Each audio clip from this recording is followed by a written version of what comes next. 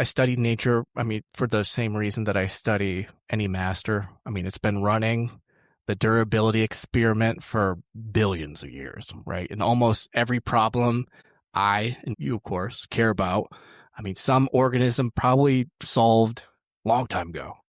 And so I steal shamelessly from this nature. This lady's wonderful. She teaches all the things and nobody pays attention.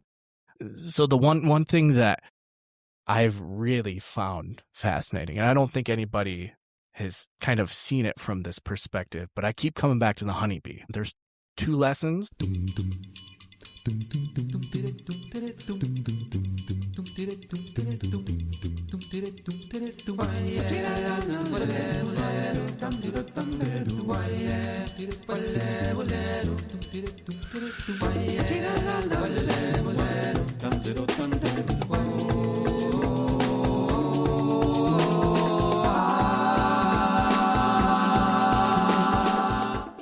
Welcome to the Art of Quality in Systems.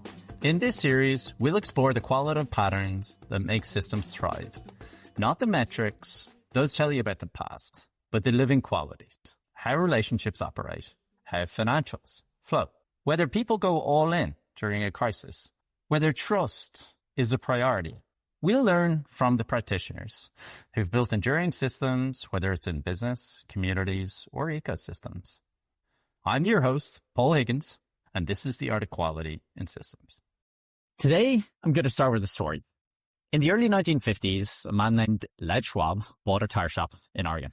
An 8th grade dropout, he had never fixed a flat tire in his life. He bought the unit for a few $1,000s. When the family sold that same business in 2020, it was worth $3 billion. That's compounding over 20+% per annum for 68 years. In tire fitting, with an interesting incentive model. He built it to 550 stores and built the revenue out to $1.4 billion over 6 decades, all the whilst being able to introduce a 50% profit share at a unit level with the managers. Munger famously considered Les Schwab one of the operators to study both in the investment universe and the business universe. Famously, he also considered Les Schwab's business model on incentives as one of those worth studying. Today, we get to interview a great student of these types of businesses and also a great student of Munger, Sean Iddings. Sean has spent years going through studying businesses like this, building businesses like this, investing in businesses like this. He has also tried to unpack the patterns that sit behind why these business models endure, what leads to a durable customer base. Sean, over the past decade, has written 2 books on the matter. He has written the Intelligent Fanatics books that cover studies around builders like Les Schwab, Herc Kelleher at Southwest, Ken Iverson, Saul Price, and Jim Senegal. It covers both public businesses and private businesses that frankly have been able to be successful over multiple decades and often intergenerationally. Sean is also a chief community officer of the Microcap Club Network. It's a global network of 1,000 investors writing up investment theses, studying the best of microcap businesses, both in the public markets and on the private side. These are businesses with less than a $10 billion market cap, but tend to be top 1 to 2 within their industry. Sean is also a practitioner in the microcap space. Sean has passion projects which he puts his life and soul into. 2 of those passion projects I'd like to highlight before we get into our conversation. One of them is integrating how to use some of the modern tooling that's available coming out of artificial intelligence and just generally the technology world and applying it into the educational space. Sean is also on the board of an educational PLC or publicly listed business over in the US. He is also involved in philanthropic projects, one of which is called the Project Horseshoe Farm based in Alabama, where they take medical students from the East Coast of the US and the West Coast top-tier universities and reintegrate young, talented medical students back into rural communities who really, frankly, need both the human presence, the human experience, and also the technical experiences reintegrated. When Sean talks about quality, it's not theory, it's his lived experience.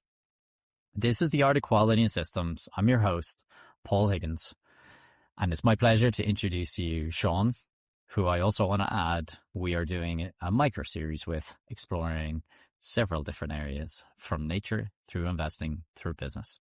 Enjoy. Sean, absolute pleasure to have you sitting on the other side of the world, but in the same room today. I think we have, I would say over the past 4 or 5 years, we have co-sparred on many different topics, but I'm really excited today to be able to kind of really jump into, I guess, certain niches that to some will appear like they don't have any connective tissue, and frankly us to go across the boundaries of various different disciplines and actually show to a certain extent what it can all look like when put into practice. And I think that's one of the great strengths that I've always admired in both not only what you do day to day, but also how you approach things, which is the territory is most of what matters, and there's lots of that exists above that, but only to the extent that it's actually valuable to what you're building in the territory. And so for many, the conversation today, I think we will go from everything in music, I suspect, all the way through investing, all the way through finance, and all the way back into some form of culture within businesses. And I think to many, it's an exciting journey to be able to actually be able to speak in one dialogue and be able to cover off all those areas. So thank you for joining us. Thanks for having me, Paul. It's always been a pleasure to talk with you over the years. And so, yeah, just recording it for future pleasure and sharing with others is just a fun opportunity. Thanks. Yeah, exactly. In terms of jumping into one of the areas that I guess within the systems lens that we always like to kind of delve into is, what systems have you been part of over the course of your life that you've kind of gotten to know very well, that you be a practitioner within?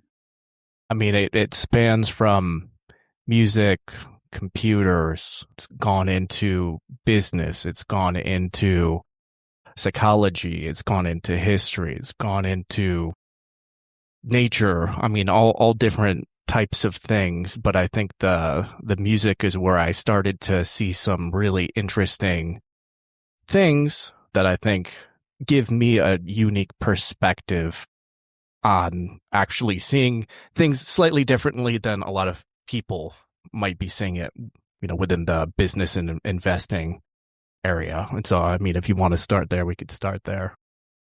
Yeah. Well, even before we get into investing, I'd love to almost jump into the 20-year-old Sean through the lens of music, and like what that was like, how you've found that background has actually helped you over time when it comes to looking at businesses, when it looks at investing. Like, just walk me through music as a purview into how you see the world, really. Like, in many ways, that's your academic background. Music comes up all the time as a framing for how you actually assess the coherence of systems. So would love to dive in.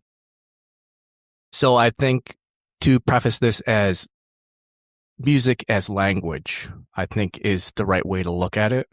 And I think that music has taught me a lot of different things, but the one big thing within music that it has taught me is perception.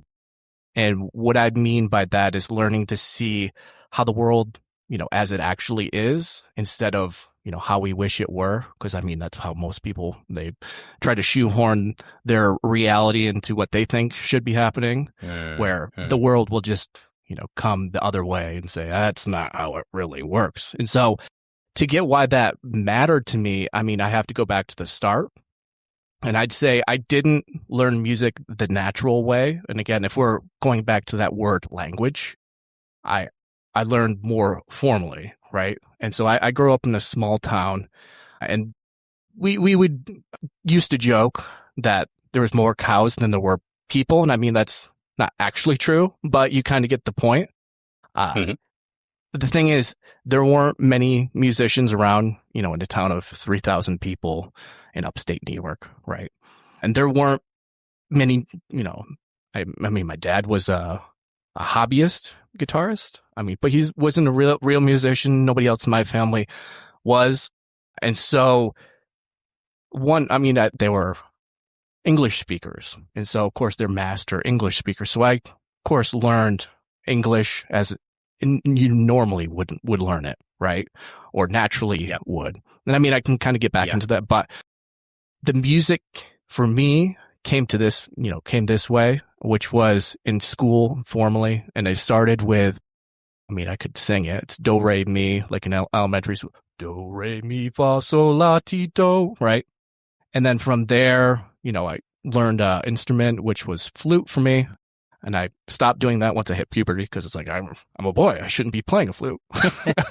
And then guitar lessons because, of course, see my dad. And so I got into that. But the focus from the beginning to all the way up was one thing, and that was the notes and then technique. But that was about it. And I really never questioned it because the notes and the technique are the things you can actually talk about, right? And they're what's in the magazine articles, and they're that sliver of music that fits into words. So that became my map. And I always love talking with you, Paul, because you're always talking about, okay, what's the map, but what's the actual reality, right? And so when I went to Berklee College of Music in Boston, so of course I wanted to learn as much as I could about music, but partly it was an excuse not to learn anything else in college, right?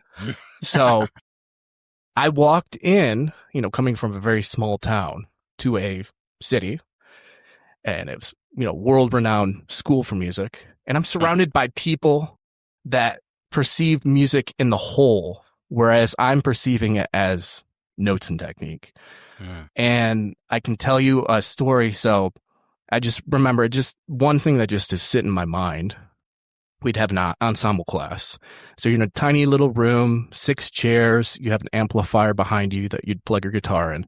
You have your teacher in front of you.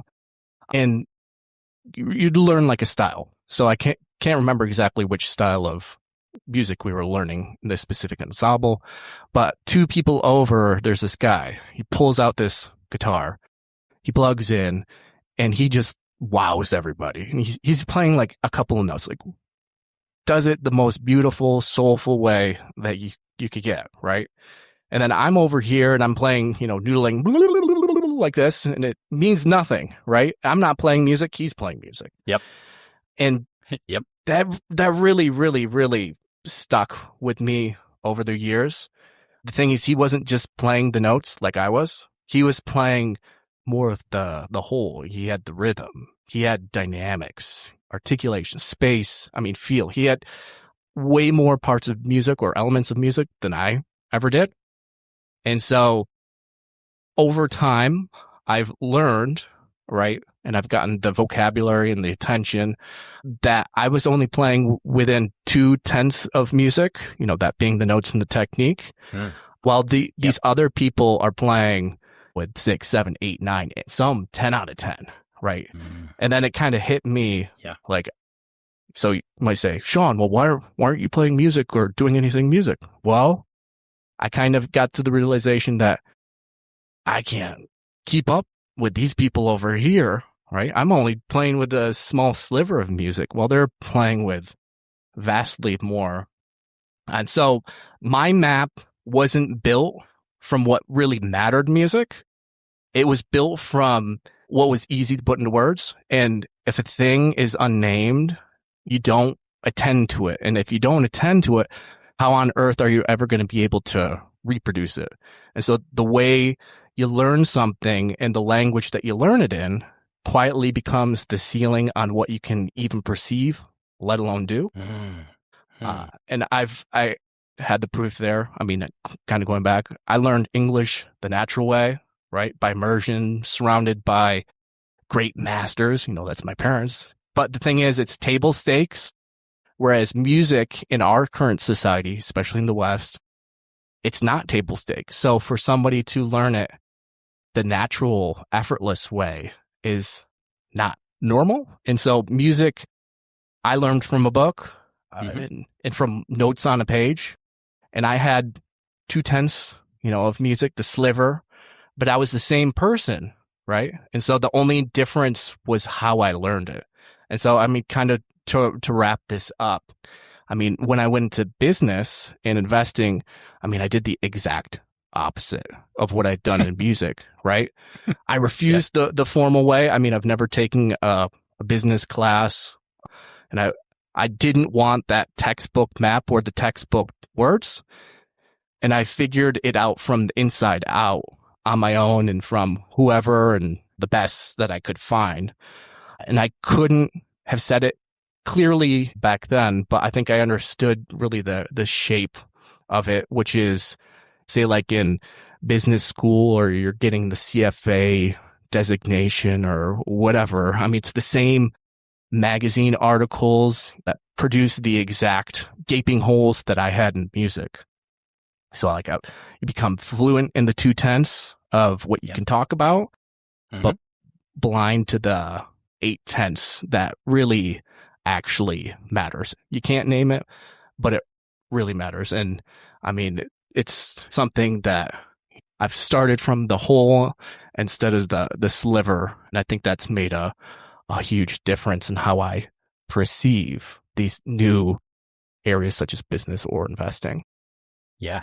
What's interesting about the two words that really jump out are you had a new language and then your version of perception was different. Like, what do musicians know more fluidly that is often missed when it comes to other domains? Like, what language have you now learned that music just gave you better tools to be able to actually navigate those? And I'm also thinking about, we've had many conversations about Robert Pirsig and dynamic quality. The idea of like, there are certain things that are great at one point in time existing in a business, a good culture, but over time, they evolve differently. And I feel like music in many ways gives a different toolkit to people to assess the evolution of that over time. Going back to a previous guest you've had, right? And I think your audience has a really interesting opportunity here because they've heard from a master of music and now they're getting an honest dunce in music. all of us are dunce relative to Victor Wooten. Right. So yeah, I'm referring to Victor Wooten, but I mean, maybe I can take some of his music ideas, the master's ideas, and kind of show you how that connects to our world. And again, that would take some of your question, which is music and the perception, but how can we maybe even transfer that? Love it. So yeah, so I'll be upfront. I'm totally stolen from Victor Wooten. And I mean, years ago, I read his book, The Music Lesson. I think it came out in 2008. I probably got it immediately. And the reason why I got it and why I was like so enthused to read such a thing is because I remember first hearing him play. There was a concert and he was playing Amazing Grace on bass. And I mean, Amazing Grace, simplest song in the world, right? It's kind of that kid in that ensemble class who's playing just a couple notes. And Victor does it with harmonics, handful of notes. And then of course he's got phenomenal technique, but he has all the other, aspects of music that I, mentioned.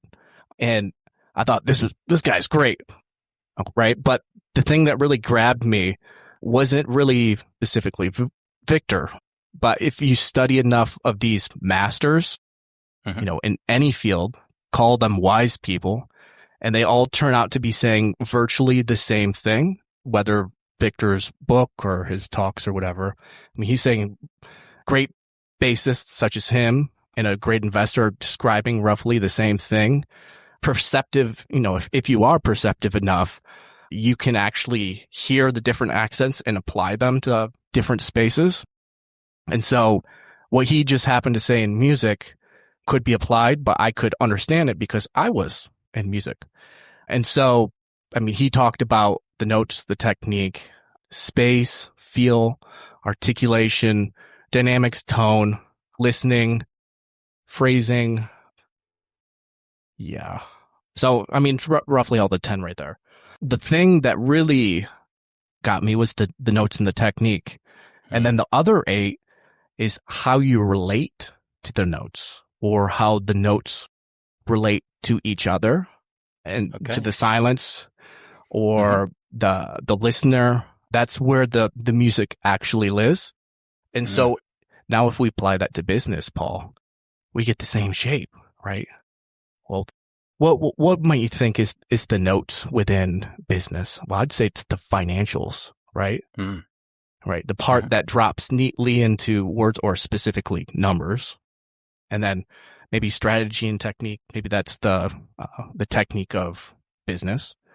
And then, Culture would be yeah, the synchronicity culture and could be another coherence one. through the system. Right. Yeah. So we could name however we want to name them, but the most important thing that I want to, connect with it would be what actually decides whether the thing lasts isn't the financials or the strategy tactics, right? It's the other eight. Every single one of them is what? A relationship, just like in music. Mm-hmm. Yeah. And so it's like how well you listen, how well you listen to your employees, your customers, your suppliers, your community, your government, your competitors, and even your shareholders. And what really makes an interesting lens is that the eight tenths of the business, not any of them really show up cleanly on the spreadsheet, just like a lot of the eight tenths of music don't show up on the sheet music. I mean, you can write in, like a Italian word for get louder, but you cannot transfer that actual part of or element of music to the person who's playing. Right. And so that never showed up.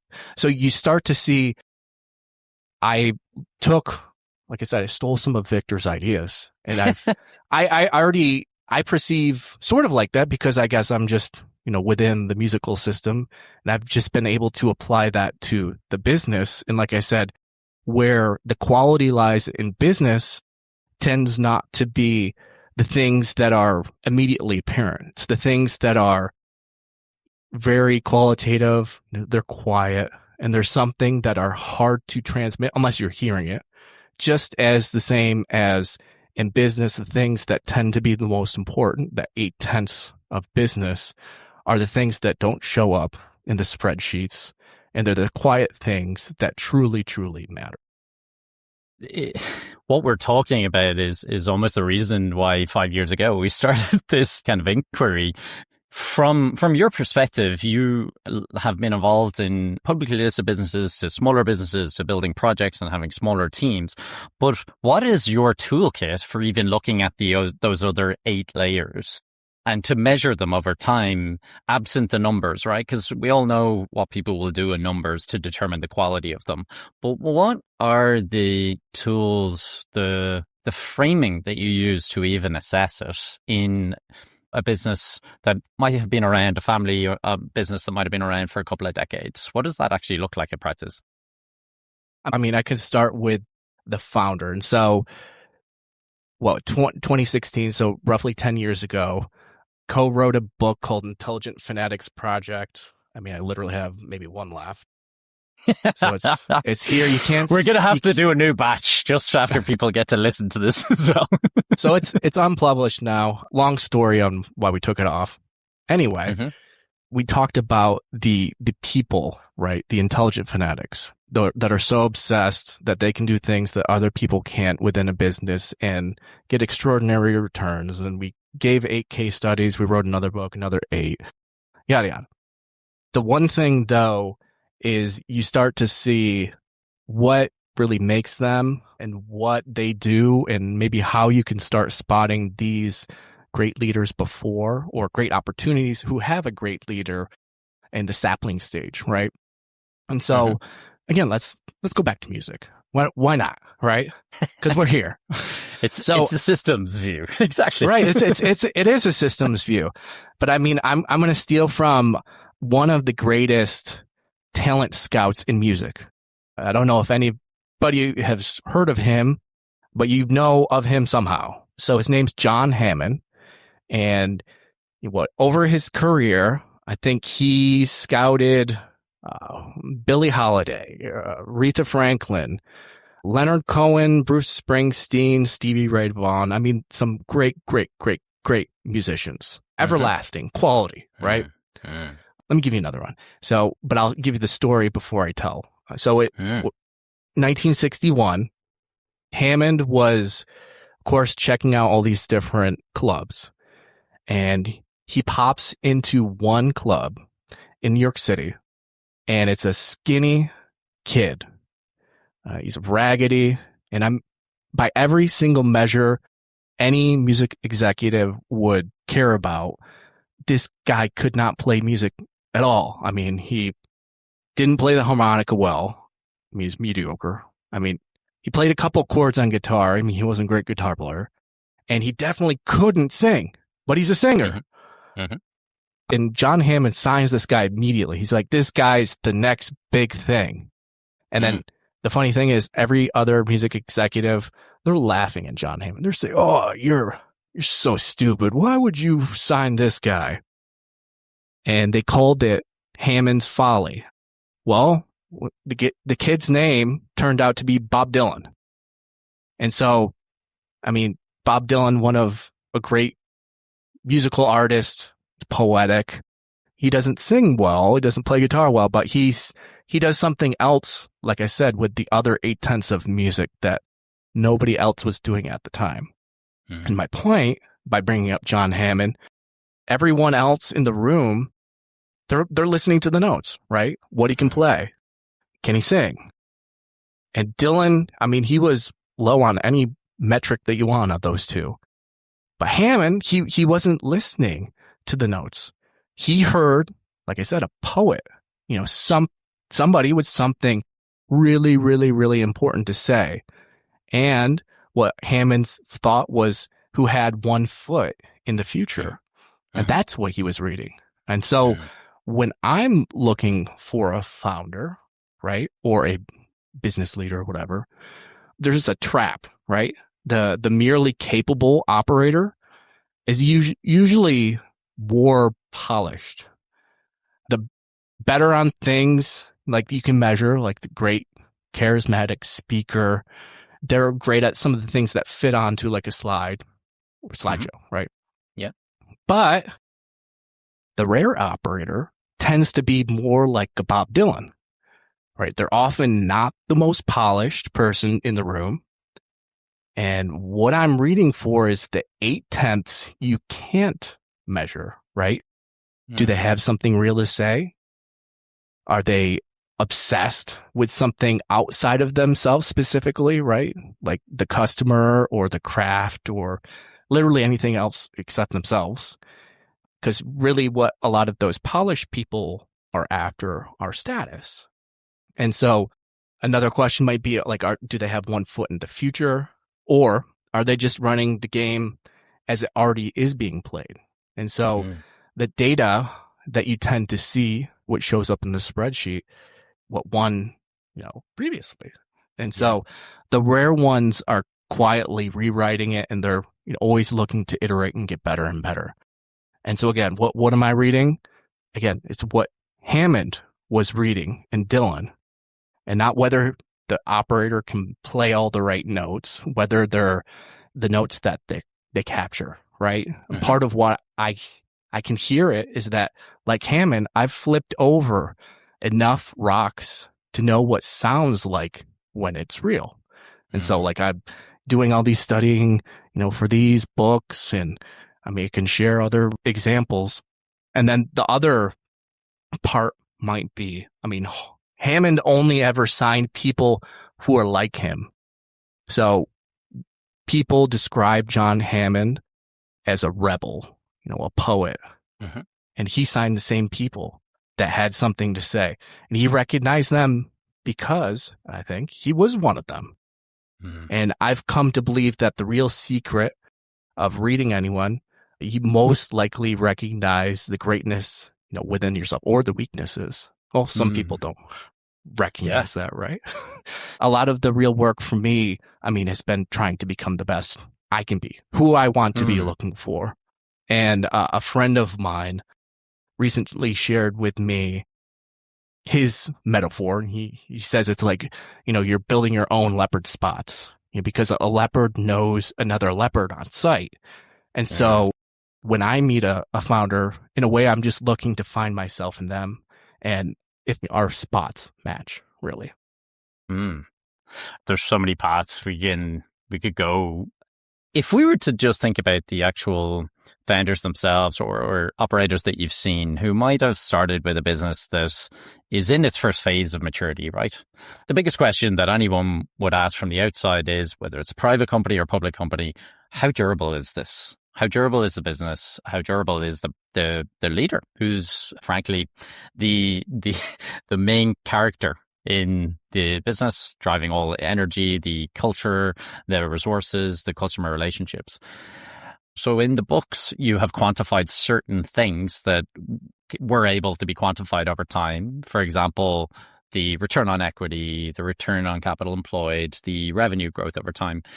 How has your framework for understanding durability moved since you wrote those books? I would say that it's more of what are the underlying things that really don't come up. So of course we were looking at what you could see, and over time you can see it. By the time that it shows up in the numbers, it's often too late. And so, Exactly. right. And so the arithmetic really is never the secret. And I mean, everybody can see that holding a great business compounds. I mean, what's hard is a few things. One being discipline, because duration isn't a math problem. It's a refusal to have to sustain this thing that nobody prices in. And so, I mean, we've talked about it before with like airlines. So Southwest Airlines, they flew the low fare model. It's completely open, from like 1972, 3, 4. I can't remember exactly the first date, but it's around the early 70s. Yep. And every major carrier, they watched it for 20 years and knew exactly what they did. And every single legacy airline that tried to copy it drowned. I mean, you have Continental Light. You probably haven't Ever. That's no longer, so you don't remember that. I mean, they folded like in 2 years. United, I mean, they tried it and they folded that little operation. I mean, Delta, US Airways, all of their little escapades to the low fare model, are gone. And my point, they didn't fail because they didn't know the model. The model was public, printed on Southwest's own schedule. I mean, they'd even let you come down. I mean, Michael O'Leary with Ryanair, he went down. He learned it. And he came back and he killed it because he did it the right way. But the others failed because they could not hold the refusals of saying no. Continental Light, they just did everything wrong because they ran with Continental's people. They ran with its contracts, its, everything. And the same with every other. So, I mean, it's the habits of maintaining the discipline. A discount airline bolted on to a full service airline is neither, right? It's not going to work. But again, you take Ryanair, for instance, or EasyJet. It's the same exact model, but they held every discipline for decades and decades and grew fortunes. I mean, it's the same industry, same arithmetic. The only variable was who could stop saying no. And it's not just airlines. I mean, Costco paid its people 40% above the competition, even Sam's Club, and held that $1.50 hot dog for 4 decades at the same price, never raised it. And every single quarter, someone writes a note, I mean, starting back in the early 2000s, explaining, oh, they can't keep doing that. Why wouldn't they raise their price and take the margin to spreadsheets it's begging for? And Jelnick, who took over after Jim Sinegal, he even said in a speech, he said, well, I know we could raise our price on hot dogs immediately and, make many millions of dollars. But they say no. And that's what duration really is. It's not a clever formula. It's 40 years of saying no to all these temptations that would have made this quarter look better. That's, I think, what makes it really, really hard. How, from not only a US lens, but also a global lens. Like, how do you think about the first week of looking at how somebody has designed a business over time? And I'm not necessarily actually only talking about public companies here. You know, and I know there's fabulous family businesses that frankly are hundreds of years old that, you know, there isn't publicly listed information and all that kind of stuff out there. But from a family perspective, as you built out the case studies within the book and then subsequently got a lot of real world feedback from various different operators, what have you noticed that the better guys out there do differently in their designing of the business such that it scales better? Good question. It's one thing that you start to see once you start looking at the great incentives, like the best of the best. And of course, everybody knows it should make you think like an owner. I mean, I'll just kind of start from the beginning, kind of get into the Schwab and then go from there. And so, I mean, the weak incentive is just one that pays for a specific task. And so with Les Schwab, I mean, the tire company in the Northwest, I mean, they've since have been sold, I guess, out of private equity. And so it's no longer owned by the Les Schwab family. But what Schwab did that almost nobody copies, literally almost nobody. I mean, he pushed the real ownership economics all the way down to the store level. And the manager didn't get a bonus for hitting a number set somewhere above them. They shared in the profit of their store. 50-50. I mean, that's unheard of. And so they really, really, really behaved like an owner. And what did it produce, Paul?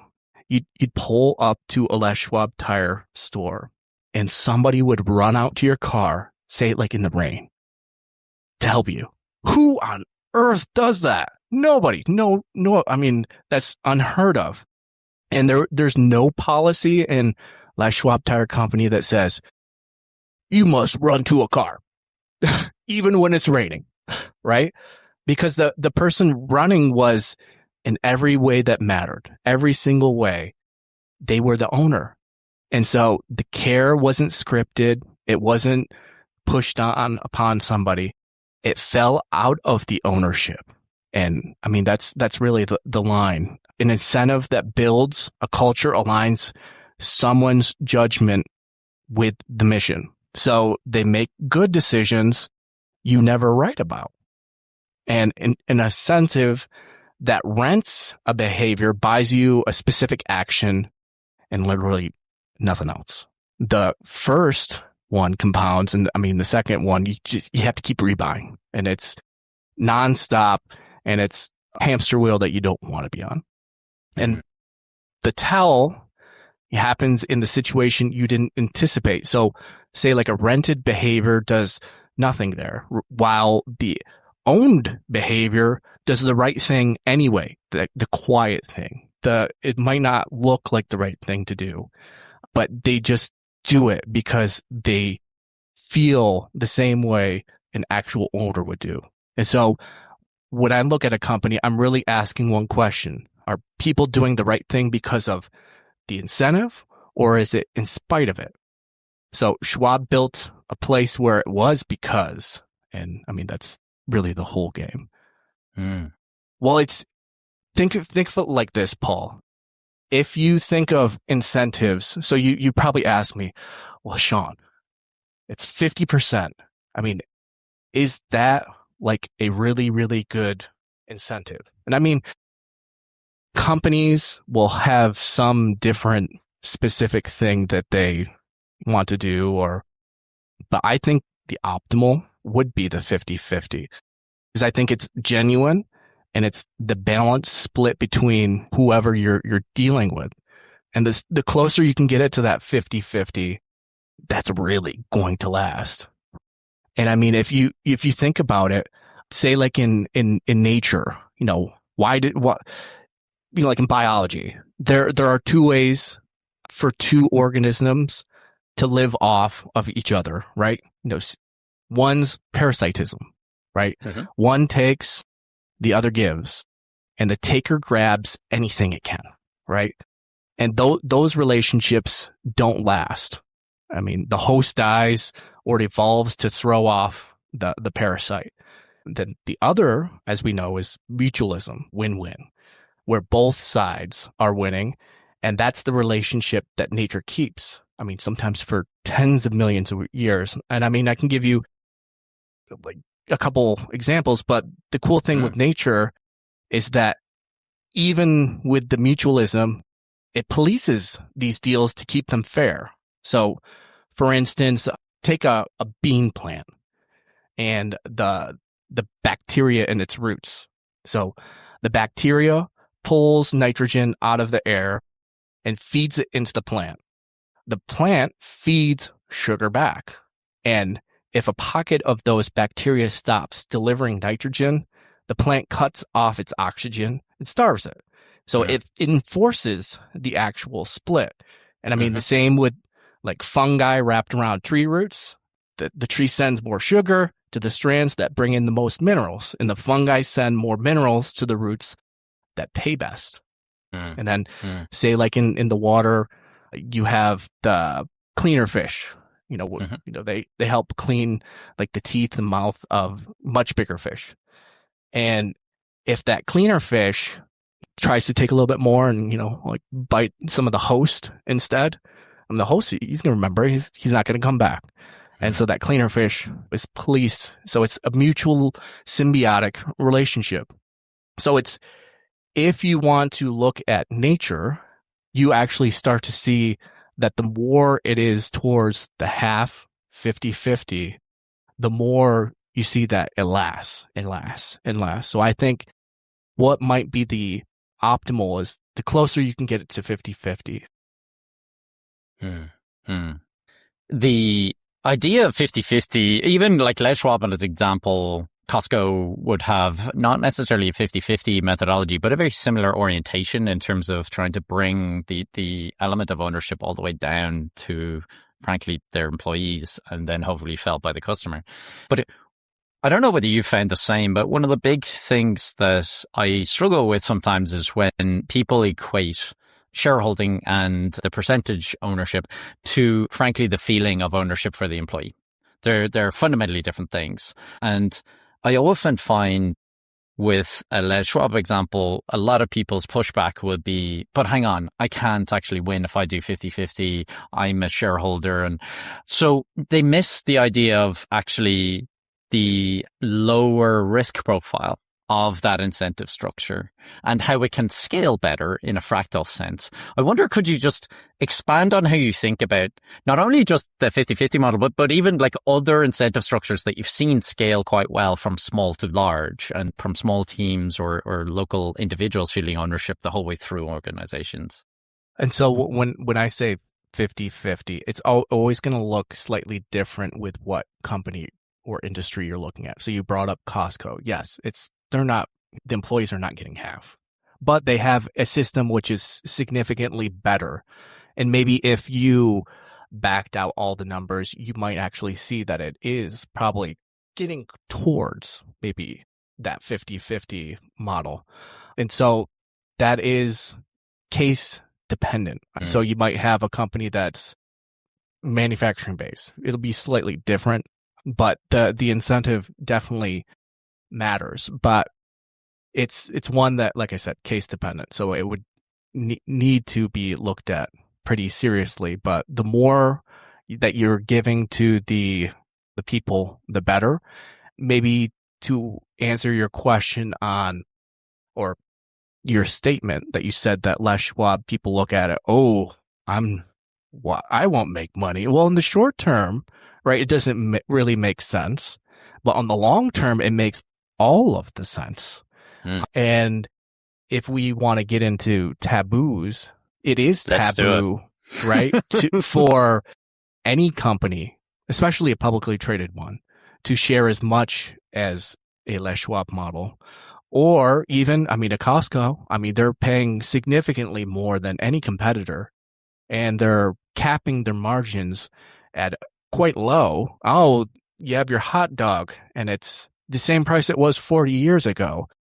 And so these are all things you shouldn't do. But if you look at it over time, it builds the trust.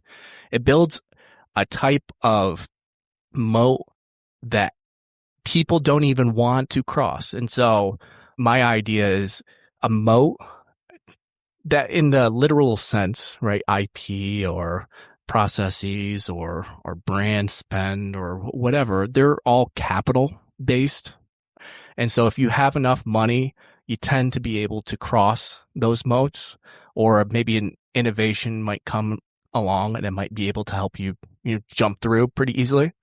But one of the strongest moats, especially outside like a culture, I mean, culture is just a specific of a taboo, right? Is a taboo, and it's an uncharted piece of land that nobody wants to even go to. It's unglamorous, doesn't look good, it's low status, and the people who are sneering at that unpicked upon territory are the ones who build your moat for you for free. And so, I mean, I've had experience with it myself. Do you want to get into my For other sure. previous business stuff? Please do. Yeah. Love it. And so if you think about it, I went from music, got into investing, and then all of a sudden, I needed to kind of figure out another situation for myself. And so I noticed something lying in plain sight, right? Which was real estate photography. And so to kind of set up the whole scenario, in my county, there were lots of photographers, and they're all competing after the same weddings, newborn photos, graduation photos, events, corporate event kind of stuff. But again, right over here on the side were real estate photos. Nobody was doing it. And if they did, they barely ever did it because they were coming at it from an artistic standpoint. And for them, it wasn't art. Doing a wedding, yeah, you can get more artsy with that. But with real estate, I had real estate agents in my area that are using their cell phones, taking crooked, dark photos. And for a photographer, they see that as more of a service. And it's like, if I do that, I'm a sellout, right? Mm-hmm. And so me being a musician in my previous life, I was quite familiar with that wall where, if I do that, I'm not really music. I'm just a sellout. And for me to do that, I would be kind of excommunicated from the group. But since I was not a photographer, I was not beholden to that same sellout. Like, I'm not even a photographer. Well, I see an opportunity over there. Nobody's taking care of that. And so I learned it, figured it out, and started to service it using a lot of the different things I learned from, studying intelligent phonetics and business and all that kind of stuff, and did really well for a number of years. And then, of course, eventually non-photographers started to see the situation. And so, again, I found a taboo, and I placed myself there, and I had no competition at all.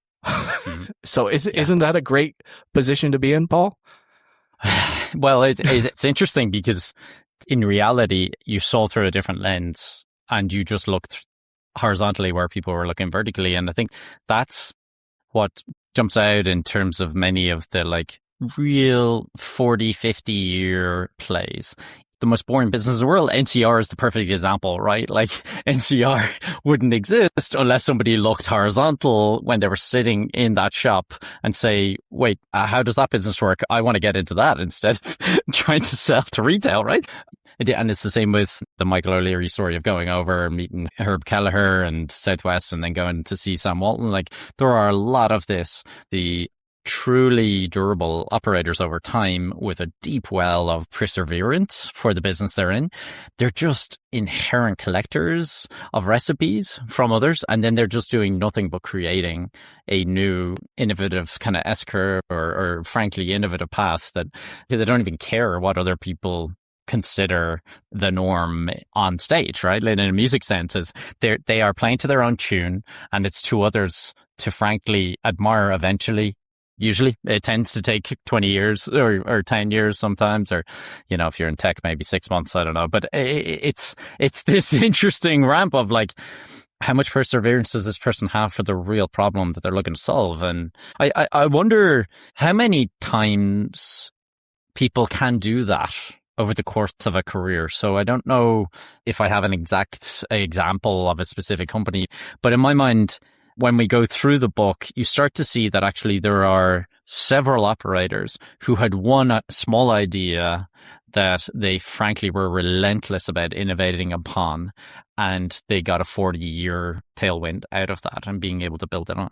But then when they went on and sold out that business, Les Rob is a perfect example. They got to a point that they could no longer, Les himself passed away, and that transition point from one stage of maturity to the next was the breaking of the whole system.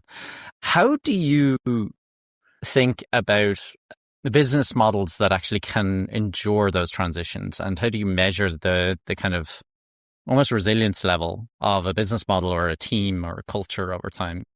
I mean, that's a lot of questions in that. And so, welcome to the system. For anyone out there, myself and Sean talk enough that this is there are 15 questions for each answer.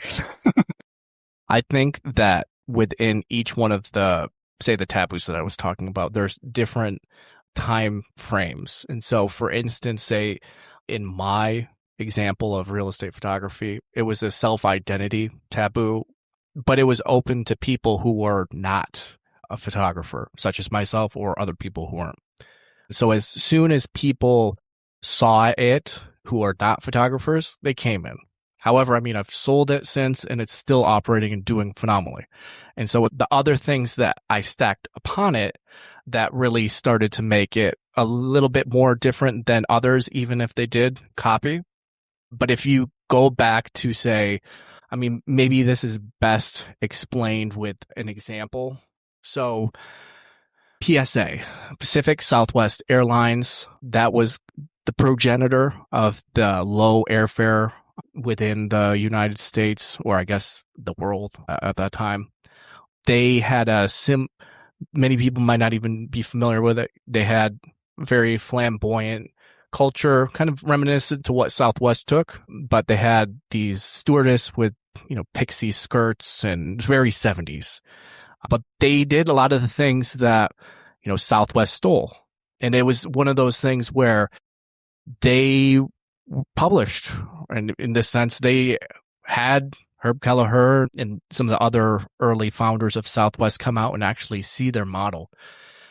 And from there, you have another example of somebody stealing from Southwest. And so the thing that you start to notice is that some of these companies, they'll see a model that works. And if they're outside of the system, they tend to be the ones that, it's a great idea, right? So they're not beholden by the taboo, but it's the companies that continue to really hone in on what makes it special are the ones that really are able to endure or be able to last for a long time. So PSA, they had wide body jets. They're doing very short routes within California. And over time, they just started to do the wrong things. I mean, they weren't doing the refusals and maintaining that discipline. Whereas Southwest, they took a lot of the good things that worked with PSA, but they did much smaller airline fleet, and they're able to maintain their discipline within the triangle, their early routes. There was 3 of them. And then from there, just systematically work on the second tier airports, keeping those turns really quick, being fanatical about how they're going to operate, not going to like position themselves in such a way that once there is an oil problem in the late 70s or during the Iraqi wars, and they're able to actually make money when everybody else is getting creamed. Then there's another example that I haven't shared yet. It's called People's Express. And there's a gentleman that used to work at Texas International, which was a competitor of Southwest. And they were actually one of the ones that tried to stop Herb Kelleher from actually getting a plane off the ground. And he stole the model from Southwest. He went to Newark, New Jersey, and he was doing the same thing. Low airfare costs, even having the pilot putting in baggage. Everybody was kind of forced to, or employees were forced to become owners, so own stock in the company. And so they were doing phenomenal, right? They're going to second tier places like Buffalo, New York, or other places. And over time, unlike Southwest, but similar to like PSA or some of the other ones, they started making the refusals turn from, well, we're not going to go to the big airlines or the big Chicago, or, now we're getting offered these huge wide body airplanes. Then they start doing all the things you shouldn't do. And then from there, over time, they acquired another airline that was hugely loss making. Then they started making it worse. Now we need to have business class. Now we need to have this and that. And so now they start to become one of the entrenched players. And then late 1980s, they fold because they made all the wrong decisions. Yeah. Whereas, say, like Michael O'Leary with Ryanair, he takes all the great stuff and he just continues. He does, no, I'm not going to do this. I'm going to maintain tiny. From there, they just scale. Yeah. And it strikes me it's similar to you have Saul Price and you have Jim Senegal working for him, learning from him, wanting to build what is Costco today, but ultimately he needed to leave that ecosystem to do it himself. And then you have Jim plus his two partners split the business three ways and then just turn around and says, who wants to be CEO? And they had all of the recipe. They were standing on the shoulder of giants in many ways. Excuse the pun, given your book.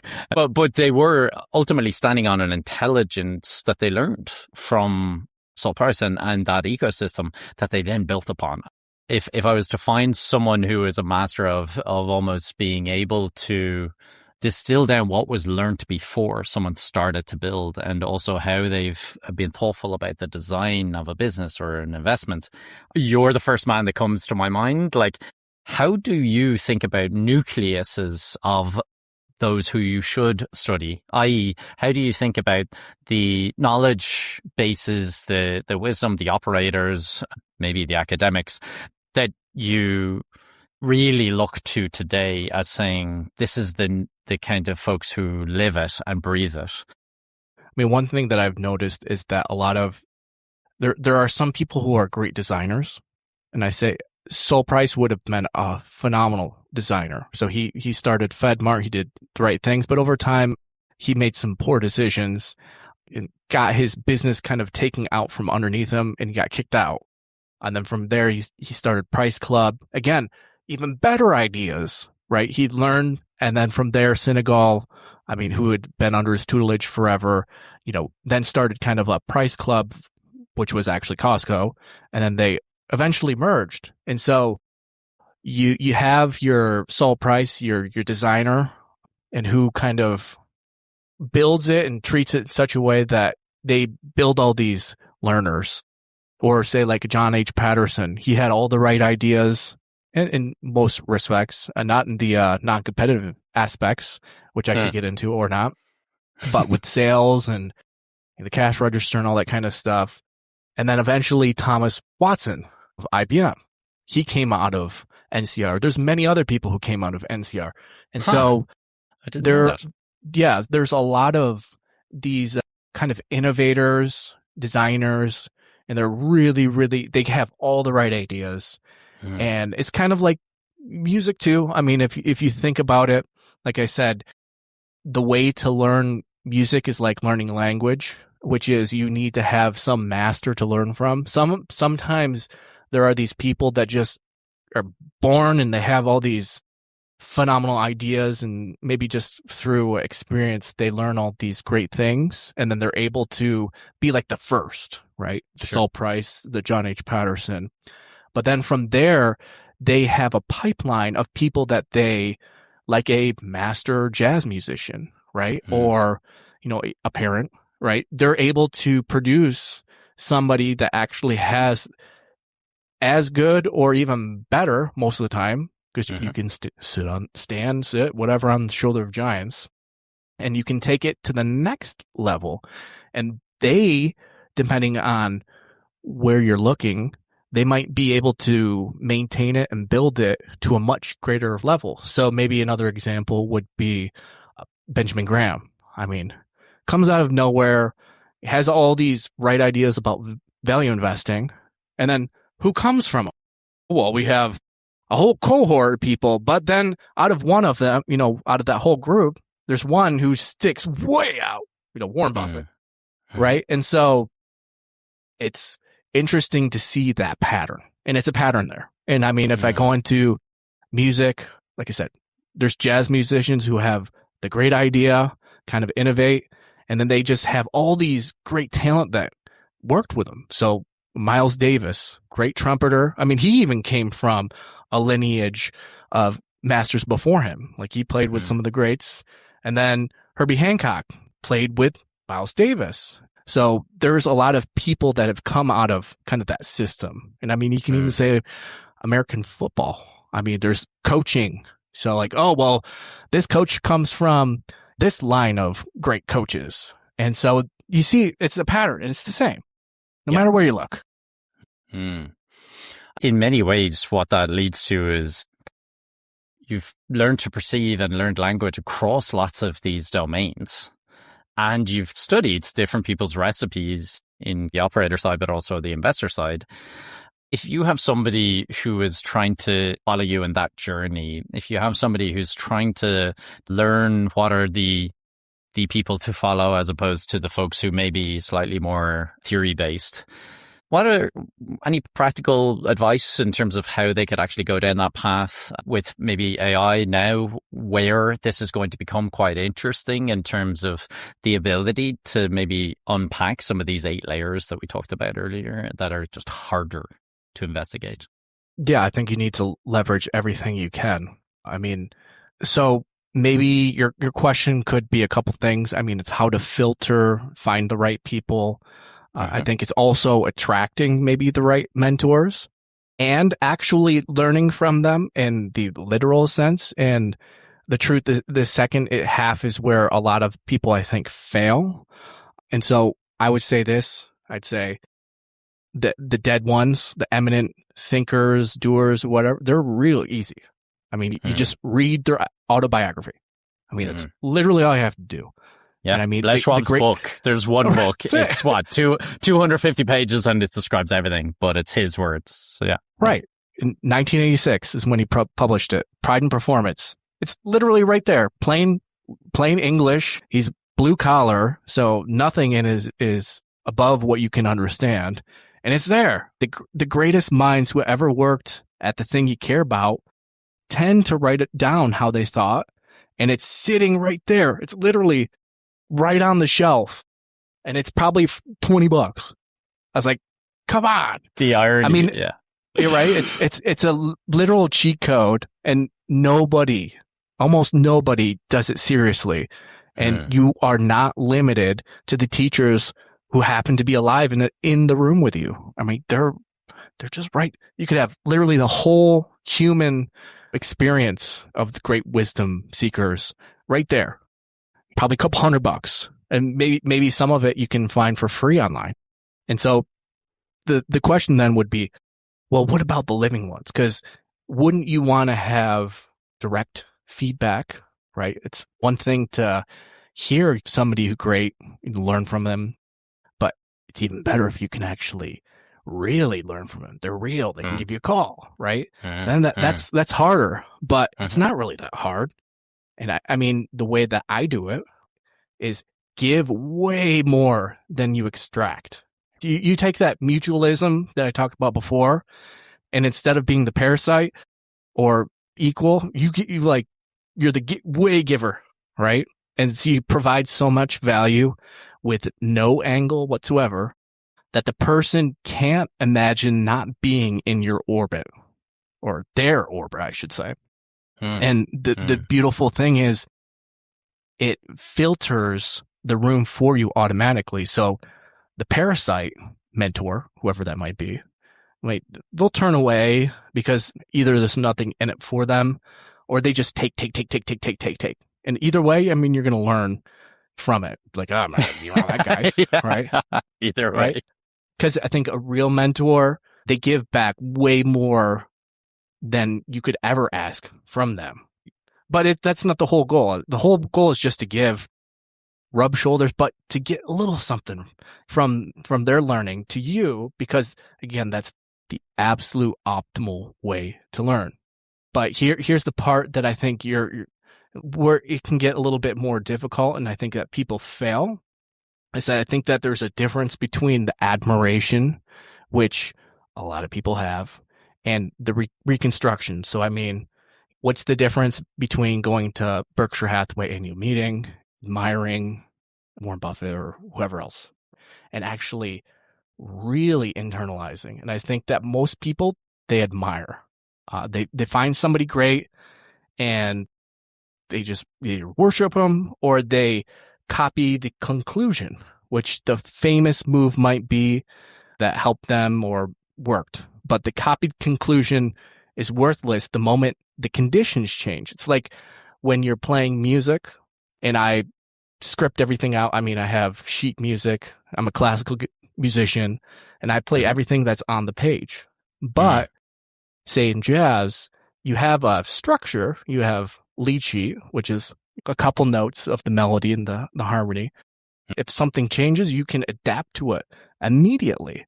And so I think when you're looking at a mentor, the thing to do to not admire is to actually reconstruct how they think. So it's not memorization, but it's more of why did they do what they did? And then you start to see, again, the patterns between others, and you can start to build your toolkit. So when the landscape changes or the music changes, right? You're able to adapt to it immediately. Yeah. Yeah. No, I love it. And I think what's rare in today's world where obviously us talking about books that are cheat codes, well, we know the world isn't trending towards that direction, but they're going more towards kind of TikTok reels, etc. But I think what we're really talking about is cultivating a mindset around your attention that actually pays attention to a different part of that book, or that pays a different level of attention to what isn't changing in the business model over time, what is specifically being removed or subtracted out of the culture over time. And those things strike me as almost as you go through your 8 layers, they are very hard to quantify. And when you know to look for them, you'll find them, but they're expensive lessons. And in a world where we all have infinite access to facts, I think when somebody is trying to become a better business operator, entrepreneur, or frankly, investor, I'm not sure whether that's going to help someone mature to the point of focusing on those 8 layers that are hard to quantify. There's no AI tool that allows me to talk about what isn't in a book. That's a perception that exists that is hard to, even with tools, get better at, other than through repetition and through practice. I wonder for you, like, what have you found that was very difficult for you to assess about a business, let's say 10 years ago, that now you're able to unpack much easier with the modern tools that we have today? So I like that you talked about data being really cheap, the necessity of having a filter, and then now how would you be able to start utilizing the tools that we have available to us to start seeing deeper? Because I think what we might be experiencing is that data is so cheap, like reactions are so cheap, being connected on a superficial level is so cheap that we're even more surface level than we've ever been. That just necessitates the need to dig. And so digging would be asking why, and just continually asking until you start to unpack a lot of what is already there. And maybe you see the tip of the iceberg, but for you to start understanding, to internalize. And I mean, it's one thing to communicate an idea with somebody else, but to transmit understanding is literally impossible. And the only way for us to gather understanding is to consistently ask more and more questions.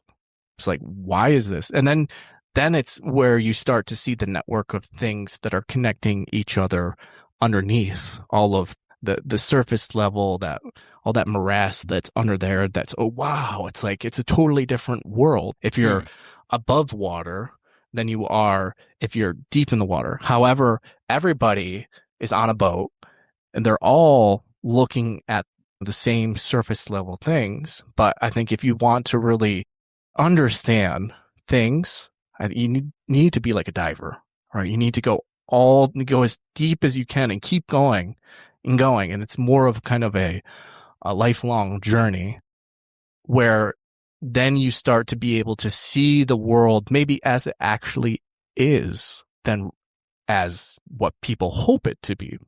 Maybe that's where, again, I kind of go all the way back to our first answer that I gave you, but it's the perception. And so I think if you want to have some kind of edge, get some kind of alpha, whatever that might mean to you, you have to perceive differently than the majority.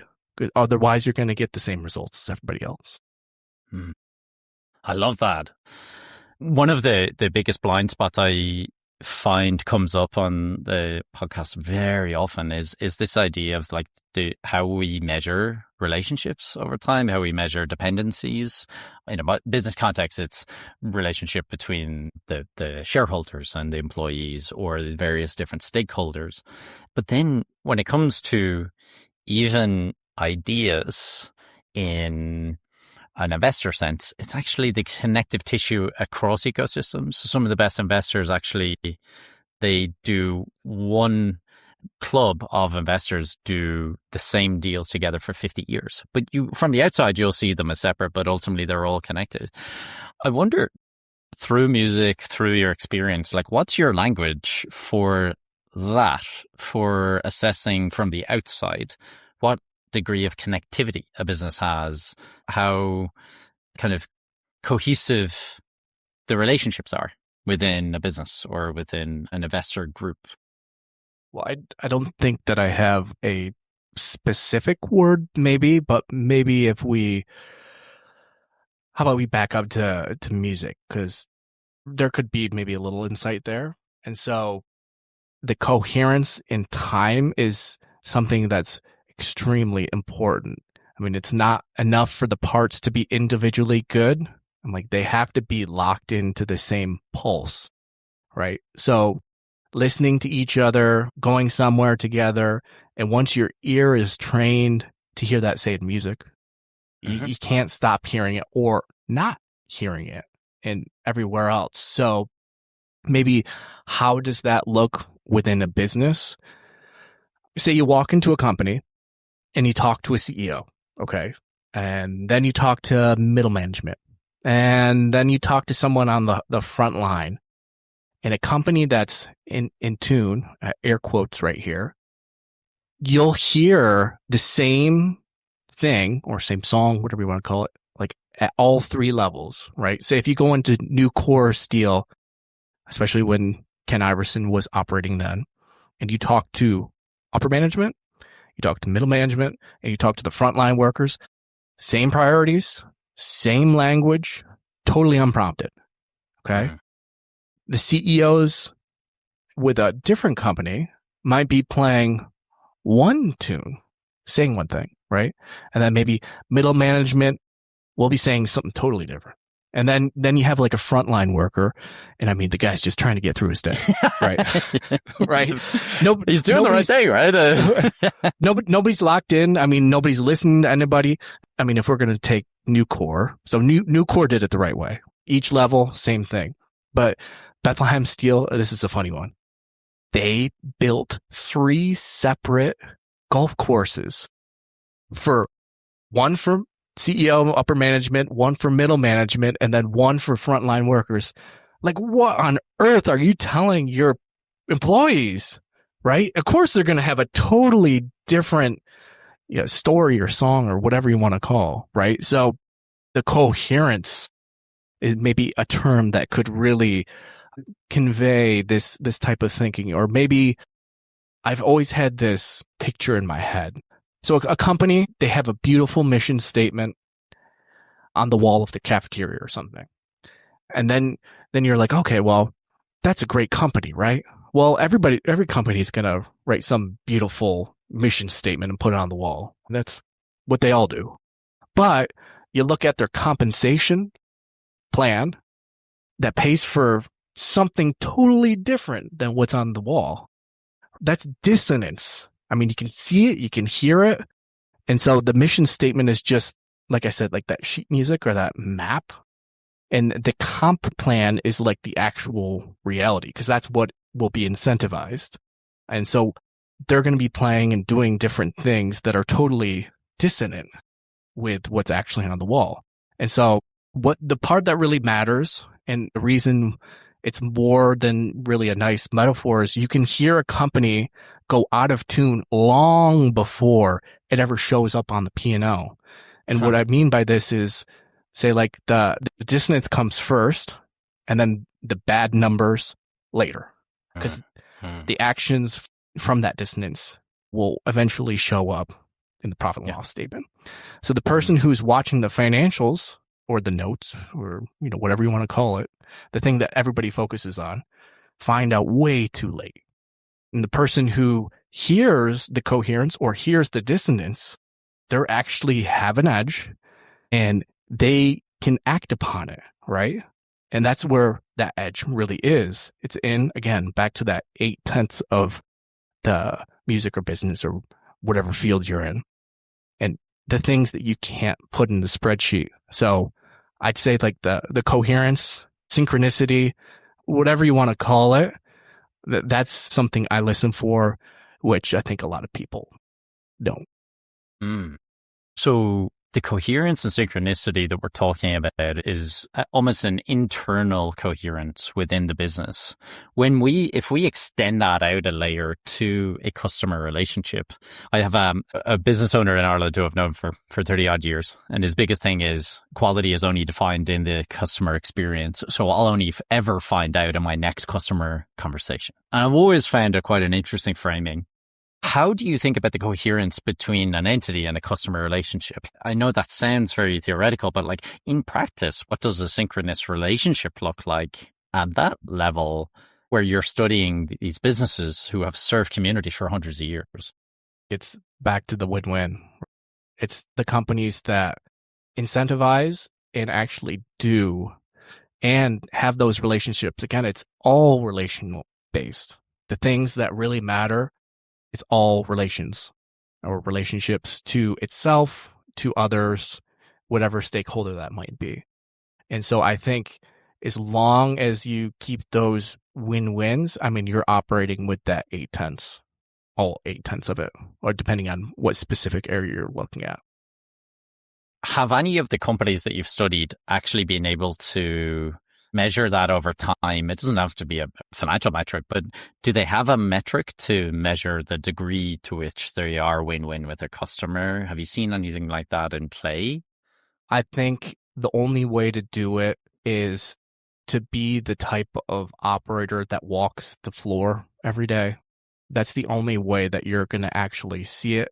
The results will almost always, depending on the situation, competition, all that kind of stuff, should be over time much higher than any competitor who is not. Okay. But that's a long-term metric that'll show up. But in the interim, in the beginning, it's not going to show up in the P&L, and it's only going to show up in the actual relationships. And the only way you'll see that is you have to be an operator that actually walks the floor, builds those relationships, continues that trust, and you'll start to see things fray immediately. If you're an operator and you're walking the floor every day.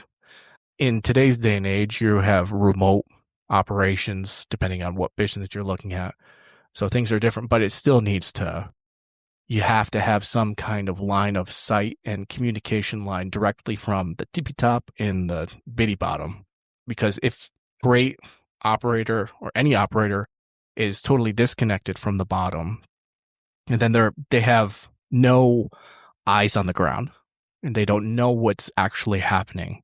And they start making decisions that are from a map and not from actual reality. Yeah. If we think about the customer relationship, and in the book, you're really assessing the better operators over decades.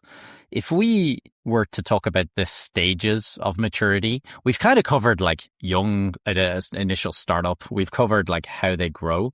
If we were to think about the final stage where they're actually in what we'll say the national, the NTR business, the cash register business, maybe today, relative to the POS systems and the payment businesses out there, they're in the tail end of their, what people call like the S curve. When you've studied these businesses, how do you measure how much runway, or if they're in their final stage of innovation, or like from a product perspective, how do you think about, is it the operator getting to a certain age? Herb Kelleher in the 70s would have had a different runway to Herb Kelleher in his 40s, but also even the product, the business model has a degree of maturity and decaying over time.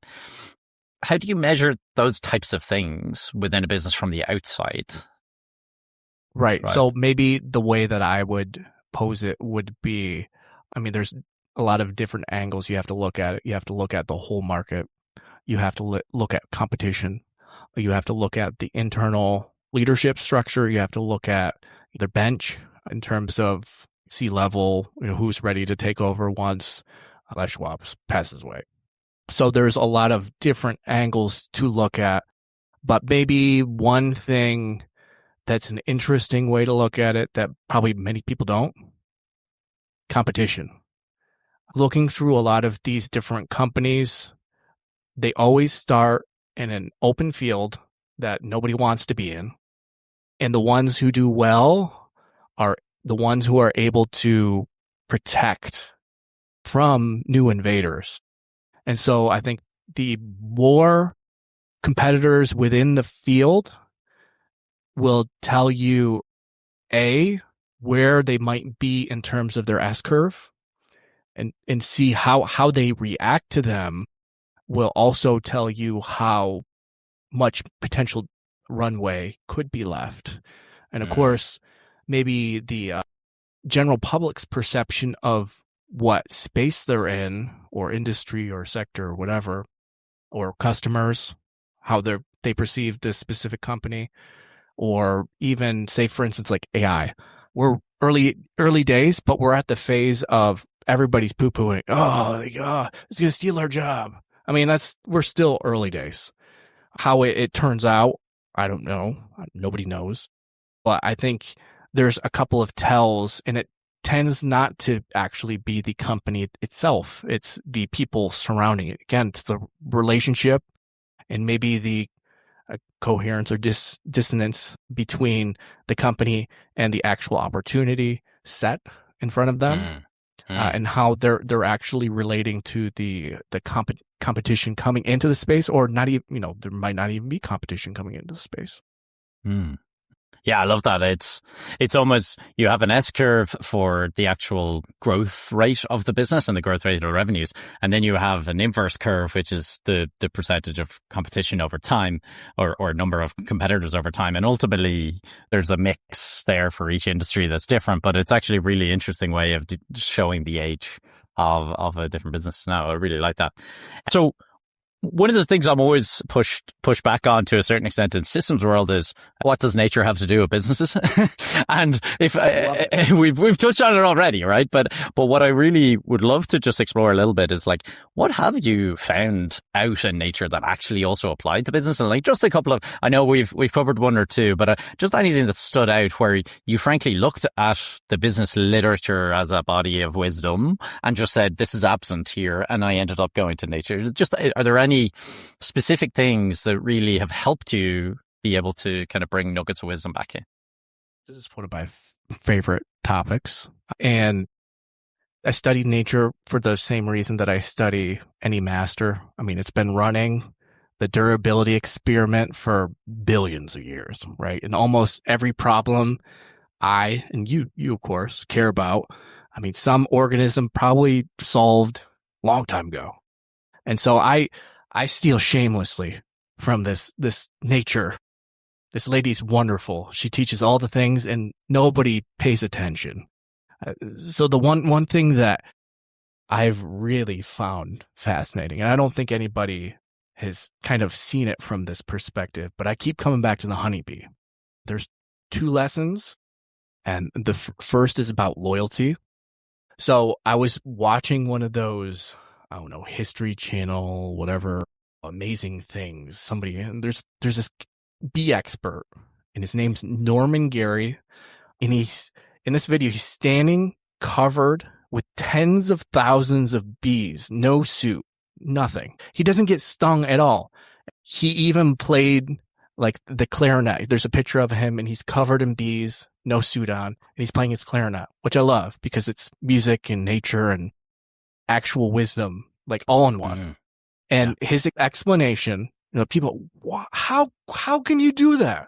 I mean, it's the same thing. You see like a great company, like, how can Costco do all that, right? But it's the same thing. The bees don't sting when they're well fed, content, and under the influence of a queen bee's pheromone. That's his answer. That's how he said he did it. It's that simple. And I think that's the best description of leadership I've literally heard anywhere, because the bees could be like your employees, right? And people don't sting or they don't defect or undermine or leave the company when they're truly taken care of and under the influence of a leader that they can trust. And the word that matters most is Norm Gary's pheromone, and he says it's synthetic, right? Because of course he's not a queen bee, so he can't make it, but he finds it and he slathers his body with it. And so you don't have to be born with some magnetic charisma.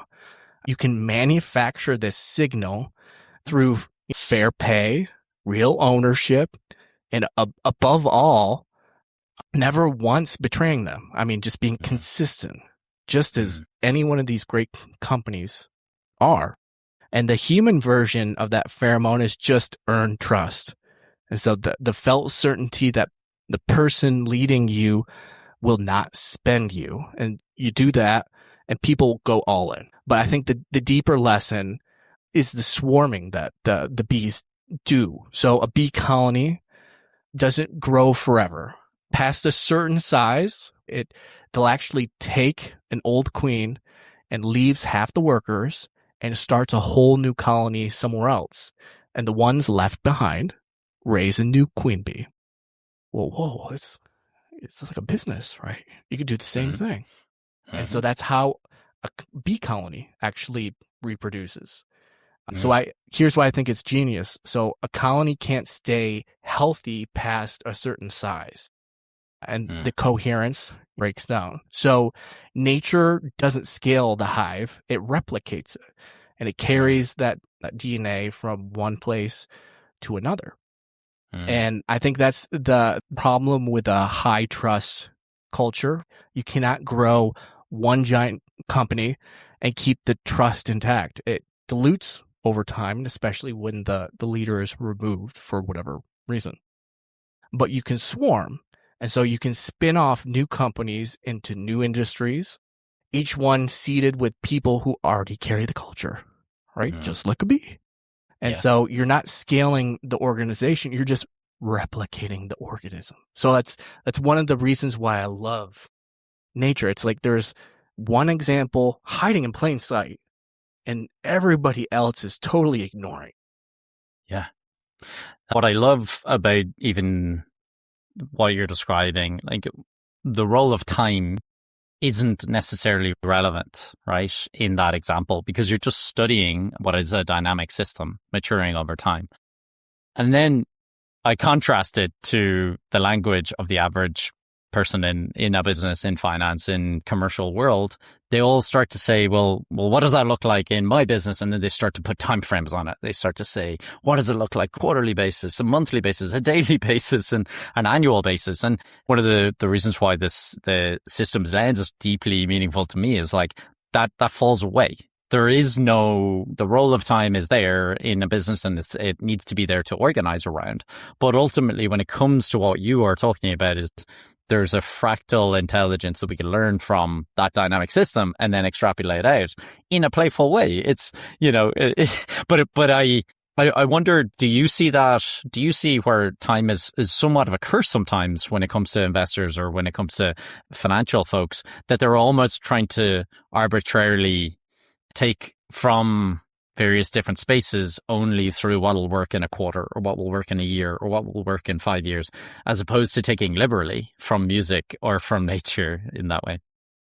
Let's go back to the music. So I said one of the elements of music that I didn't have, I still don't have, rhythm or space. There's a time element in music, and it's probably one of the most important aspects of music, and it's the space between notes. And I think that it's, depending on where you are, where you come from, what you listen to, or how you're raised and how you learn music, is you're going to look at the rhythm and the time aspect generally wrong, right? Or you just don't have it. You're not playing the groove. You're not in the pocket. Whereas the same thing could be said with business.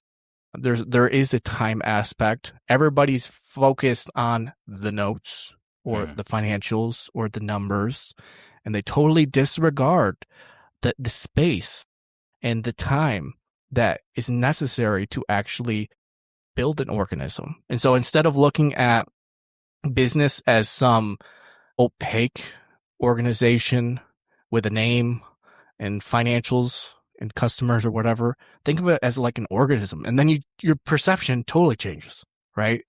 Then you're like, whoa, okay, well, then, so again, it's how you're looking at something. Everybody's looking at it myopically because they're focused on the very small sliver of business that has been taught to them or they think is necessary, or we're all kind of wired to follow. But it's, if you want the full element and the full picture of business, of course, you're going to take time into consideration. And then you see these great companies. I mean, they don't have to do all of these actions. They can say no to a lot of things because they're like the musician who's just playing a couple notes and it sounds phenomenal because they're playing from the heart. They're operating from the heart because those are the things that actually probably make more sense and are more important than the actual small little actions. When we're talking about family businesses, for example, Les Schwab is one example, but even, some people say it about cultures in Costco and lots of family businesses that mature to public markets, then a whole different layer of attention is brought to their numbers, a whole different quality of attention is overly focused on one element of their business, and they almost lose a sense of a secret sauce. Where they had redundancy in their business model, they were able to go faster than competitors because they had flex in the system to be able to allocate resources, using the Bezos analogy of like 7-year bets. The work in next quarter was done 5 years ago, that type of element. It's an unusual pattern to see when people get beyond a certain scale, whether that's bringing in certain type of capital, bringing in certain type of investors. Have you seen examples of businesses navigate that tension well over time as they go intergenerationally? There's some people that are able to do it. It's significantly exponentially harder. And it all comes back down to how you're building the next generation. So one of the cases that we did in the second book of Intelligent Fanatics project was Kiewit Company. And so that's the very large construction company here in the U.S. It's actually in the same building as Berkshire Hathaway's headquarters. And actually, it's called Kiewit Plaza for a reason. And Munger has said openly it's one of the best businesses he's ever seen, right? It's one of those. It's private company. And you think construction is a horrible industry to operate in. I mean, low margins, bidding out against lots of different people. People are trying to tend to go for like the cheapest option. So how do you grow from practically like a one-man shop in Omaha, Nebraska in the early 1920s into literally the maybe second biggest construction company here in the US, and you do it extremely profitably? And Peter Kiewit, he's been gone for probably since the 70s, and they're still killing it. And the reason being is their fanaticism in terms of building the pipeline of talent, right? So it's taking the people within the organization. I mean, you look at any of these companies, they do the same thing.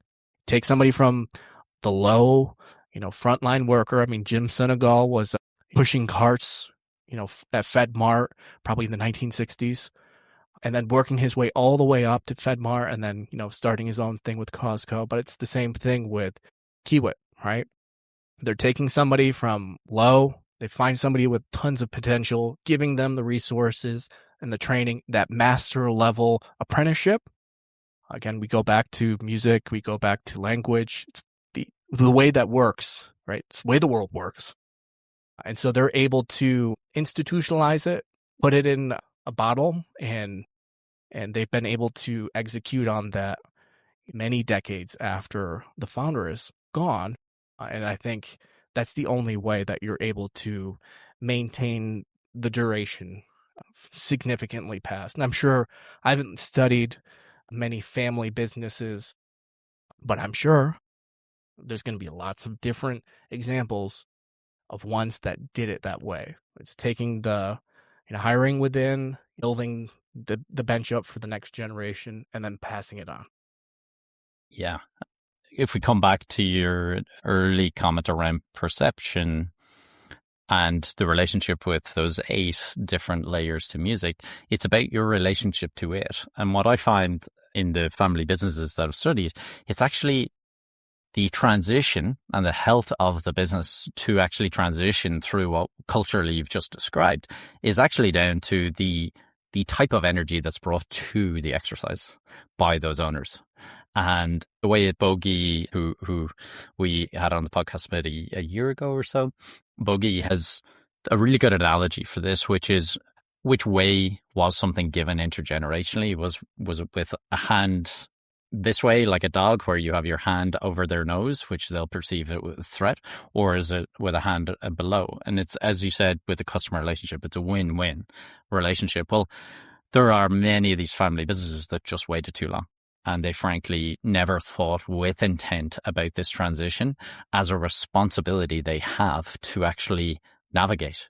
And it has its risks. And so they just perceived that as an afterthought. And then it was left too late. And then I've seen many of them go horribly wrong because it was left way too late. And it strikes me that that inner attention you're bringing to the notes in many ways is actually where folks can probably do a little bit more work in the transitions. I know it's hard. I know it's your intergenerational stuff is always a little bit more emotional than you and I need to get into today, but it's definitely a fascinating space. So I guess we've kind of gone across various different bits. One of the key things that I'd love to just probe you on a little bit is, assuming you were writing a new book today, but it was a blank piece of paper and you couldn't measure or you couldn't kind of go down any of the elements that you wrote in your first 2 books. And we were talking about some of the themes that have come up today. What would that book look like? Yeah, so I think specifically it's the taboo and how all of the intelligent fanatics or maybe the best ones that we showcased, operated, because I think that is one of the things that people have not really looked at. So when I say the word moat, people immediately associate it with Warren Buffett, with a company, with IP, with patents, with this, that, and another. However, if you really look at it, again, it's like you're looking at the tip of the iceberg. Of course, a moat, that's a great analogy, but now it's kind of like sanded down too much to a point where people just use it in passing, kind of almost what happened to the intelligent fanatics. I mean, they got to the point where, oh, I think this guy's intelligent. Well, it's your surface. You're not really thinking and, digging through. And I think that's kind of one of the reasons why we decided to kind of pull the older books. I mean, people started to associate the charismatic leader and, just looking at the personality instead of actually looking at the true essence of the business and what made it. Yep. Right. And so if you look with my perception, again, like why? You can go down to like the underneath layer of an iceberg. Say you look at Warren Buffett and you see he's operating in tons of different taboos. He's got a headquarters with like 10 people in his office, right? That's taboo. Carrying, no phone, no calendar. Right. None of that. And like cash drag. I mean, they have like hundreds of billions of dollars just sitting on the balance sheet. That's taboo, right? To actually not do anything, not, what he's bordering on sloth, right? They don't do much. And the thing is, for most people, again, if they're looking at it from the normal 2/10 of business, it looks like it's totally wrong. But these guys, Warren Buffett, Charlie Munger, and now Greg Abel and whoever else is going to be leading Berkshire Hathaway in the future, they're looking at it from that other qualitative, quiet, taboo area, right? And then maybe even throwing on, concentration with only a few publicly traded companies in their stock portfolio. I mean, that's taboo too. I mean, it's less taboo than it used to be, but it's more taboo for an institution to continue to operate that. And so if you start looking from that lens, you start to see all these commonalities with all these companies. And so I am working on that book right now, and it would be the successor of the Intelligent Fanatics Project, because those books kind of glossed. I mean, of course, it shows, what worked, what they did, what they said over time. But I think an actual true mental model and a way of perceiving and seeing it from that taboo, then you're starting to see the actual reality of what they did, why they did it, and how they're operating.